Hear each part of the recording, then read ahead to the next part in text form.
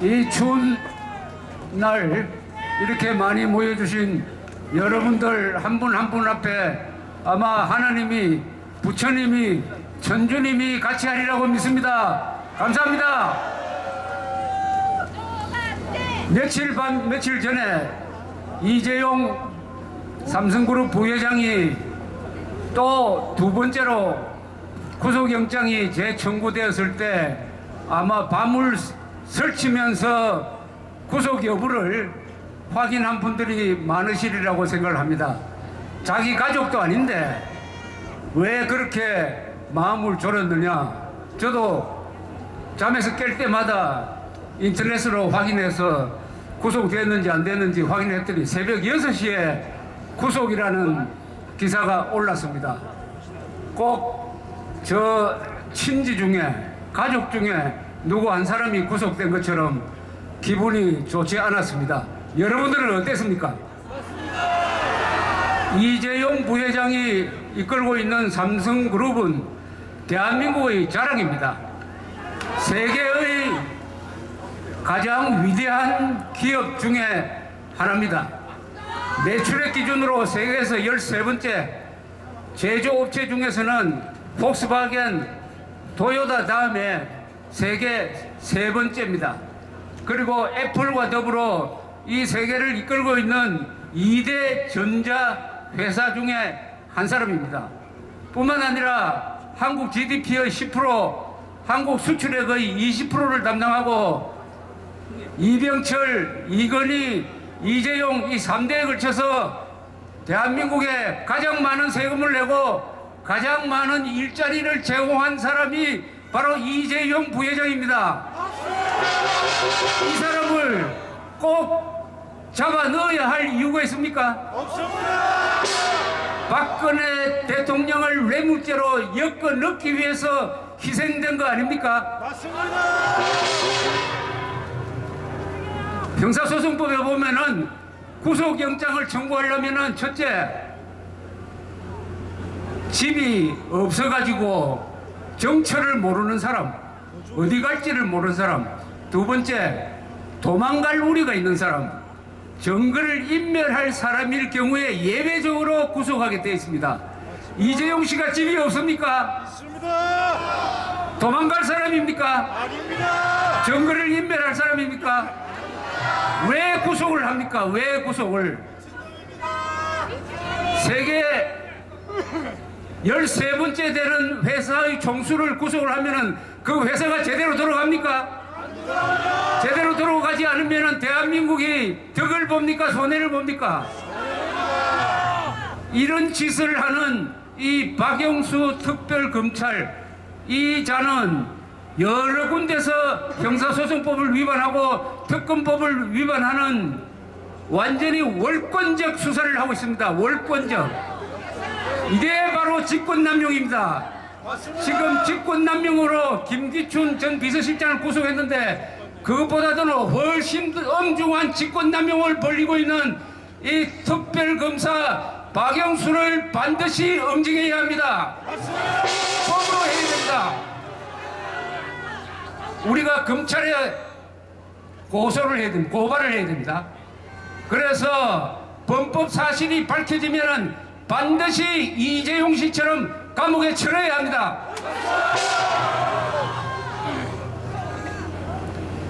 지난 주일에 이 사실이 밝혀졌습니다. 고영태라는 자가 기획 폭로를 한 것이 최순실 사태의 시작이었다.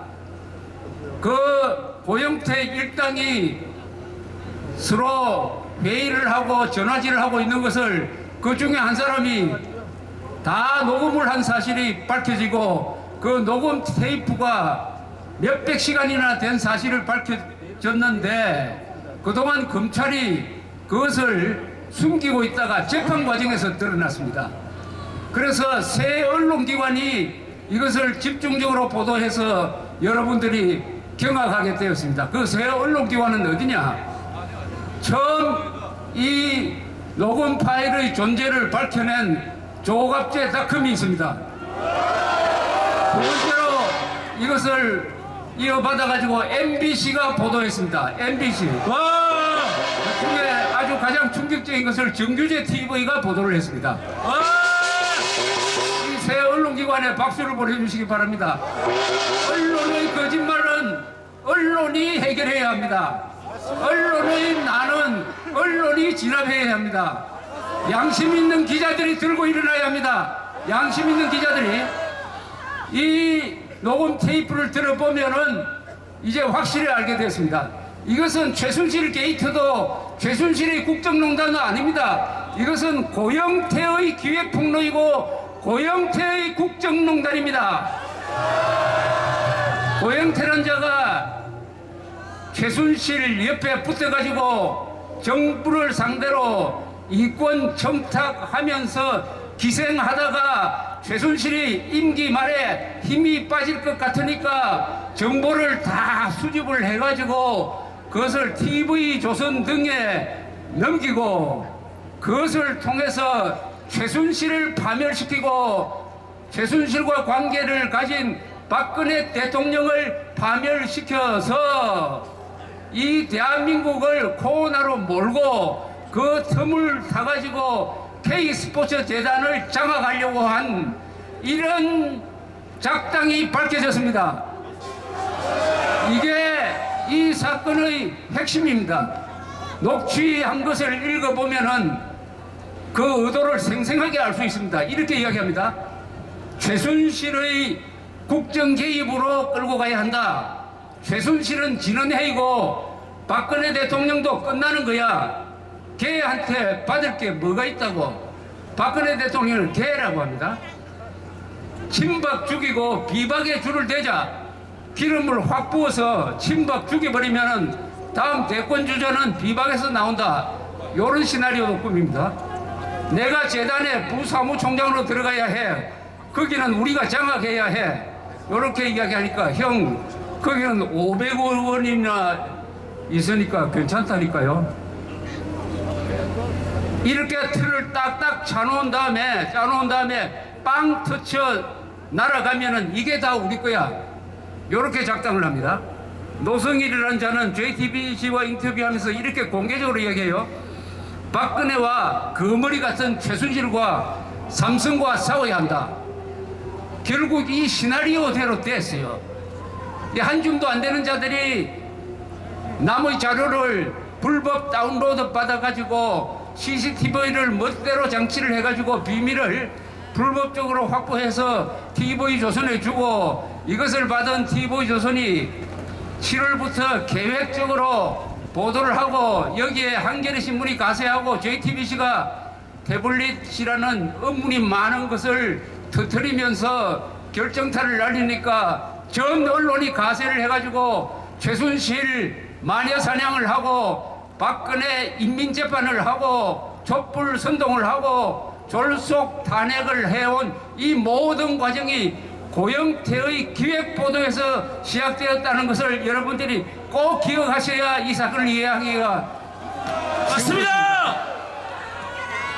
그래 해가지고 이제 완전히 이 근사한 대한민국이 한 줌도 안 되는 기획폭로자에 의해서 소매치기 당하게 생겼습니다. 여러분 소매치기 당하겠어요. 여기에 기자들이 가세하고 특히 검찰은 뭘 했느냐. 피의자로 잡아들여야 할 이 고영태 일당을 덮어주고 피의자 신문조사 한정 받지 않고 면책 특권이 있는 박근혜 대통령은 피의자로 몰고 가는, 고영태는 봐주고 박근혜 대통령은 코로나로 모르는 이런 검찰이 탄생해가지고 오늘날 이런 사태를 만들므로써 우리는 지금 정권 사기단한테 대한민국 정부가 날아가게 생겼습니다. 맞습니다. 그런데 이런 계획을 꾸몄는데 요자들이 계산 안 한 게 하나 있어요. 이렇게 하면은 언론이 가세하고 검찰이 가세하고 저 비박계로 칭하는 이자들은 이념적 배신을 해가지고 박근혜 대통령을 좌파한테 팔아넘기고 국회가 탄핵 소추를 하면은 자동적으로 모든 국민들이 속아서 하는 사이에 이 대한민국을 날로 먹을 줄 알았더니 바로 여러분들이 일어났습니다. 태극기 부활이 일어났습니다. 여러분들이 일어날 것을 계산 못한 거예요. 여기 계신 분들은 이들의 기획 폭로에 속지 않은 위대한 시민들입니다. 여러분들은 속지 않았습니다. 맞습니다. 여러분들은 뭐가 거짓말인지 진실인지를 알게 되었습니다. 그래서 이 계산이 이제 틀어지고 있습니다. 그래서 대한민국의 운명은 8명의 헌법재판관들 어깨에 지워지고 있습니다. 우리 이 헌법재판관들한테 항상 힘을 주기 위해서 이 자리에서 구호를 외칩니다. 헌법재판관들 8명에게 힘을 보태줍시다. 힘을 보태줍시다. 촛불을 겁내지 마라. 촛불을 건네지 마라. 태극기가 있다. 태극기가 있다.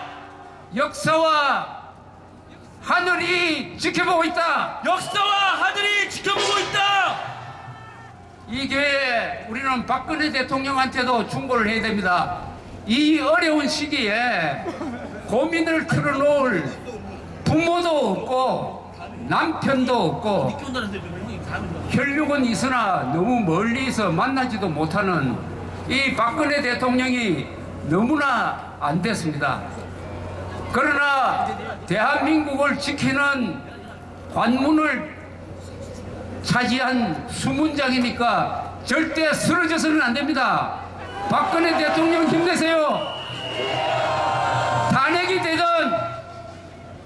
탄핵이 되어서 파면이 되든 기각이 되든 박근혜 대통령의 역할은 끝나지 않습니다.